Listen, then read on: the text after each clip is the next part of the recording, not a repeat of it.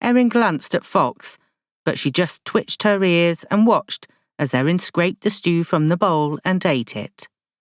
It was rich and flavoursome, better than anything Veronica had made, and Erin was surprised to find she'd eaten it all in just a moment.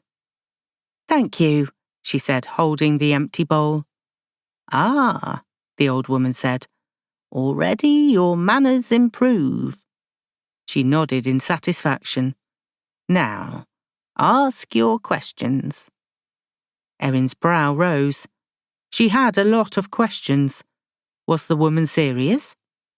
But the old woman sat placidly upon her stool, nodding her head gently, and Erin swallowed, searching her mind for a question to lead with.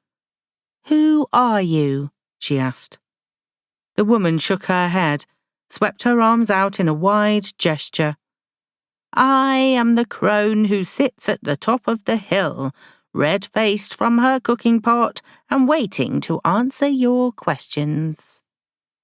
"Is this some sort of puzzle? A riddle?" Erin asked. The woman's eyes narrowed. "A riddle?" Erin guessed not. She tried again. "Why am I here?" "To ask your questions."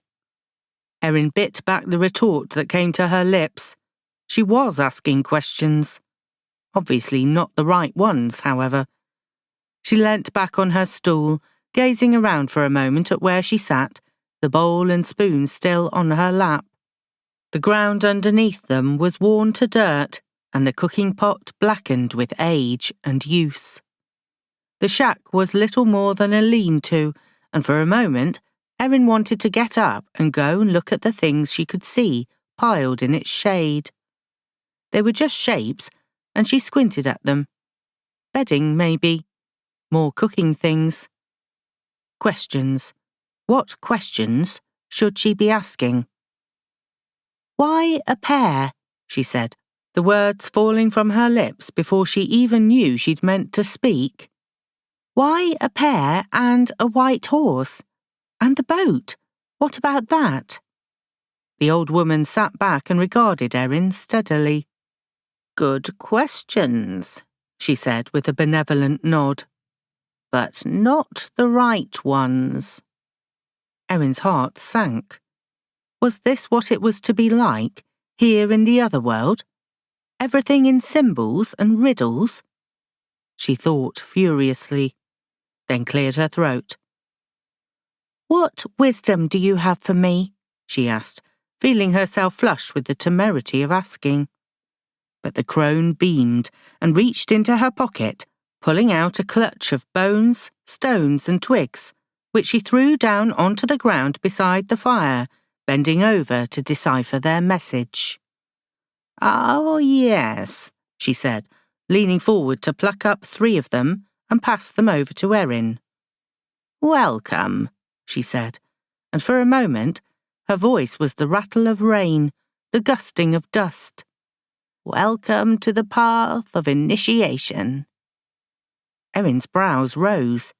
The path of initiation? She reached out and took the stones and twigs from the old woman, blinking and looking down at them to find that they were etched with symbols. "These are runes," she said in surprise. "Of course," the old crone said. "Do you not work with those?" Erin nodded, closing her hands around them. She cleared her throat. "Where does it lead?" she asked. "The path of initiation. Haven't I already done it?" She thought of Kriya. The old goddess leant back, a smile on her face. "Well," she said, "each lifetime has its own initiation, one which leads you into the heart of the world and to your place in it." She laughed. The old goddess bent forward, still chuckling. "Where else would it take you?"